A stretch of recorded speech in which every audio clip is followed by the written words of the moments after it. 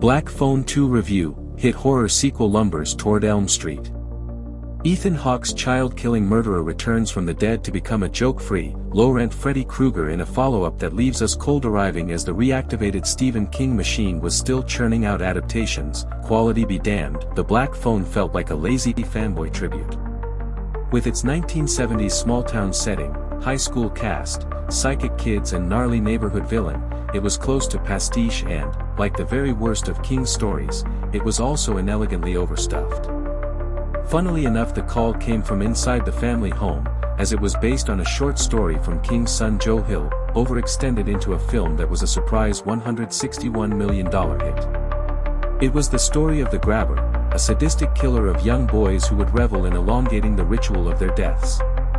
While sexual abuse was never mentioned, there was something inescapably queer-coded about the character and the historical touchpoints/moral panics he was clearly supposed to refer to, reinforced by Ethan Hawke playing him with a certain swishy, effeminate flair. Even before his appearance, the word fag had also been liberally used.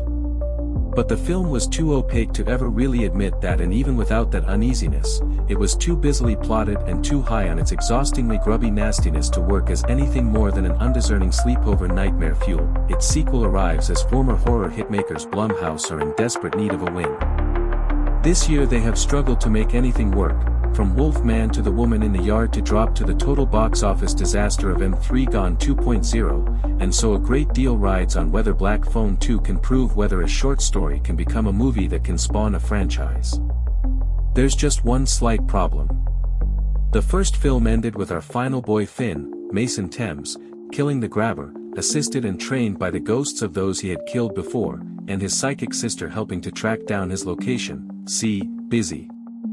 It's forced writer-director Scott Derrickson and his co-writer C. Robert Cargill to take the series and its killer to a new place, turning a flesh and blood villain into a supernatural one, a route that takes them via Elm Street with an ability to cross back into the real world facilitated by dreams.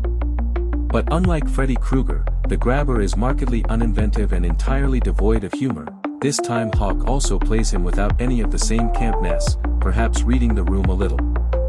The mask remains effectively jarring, but the film struggles to make him as frightening as he briefly was in the first. Trapped by convoluted and often confusing rules, Finn and his annoyingly foul-mouthed sister Gwen, Madeleine McGraw, encounter him again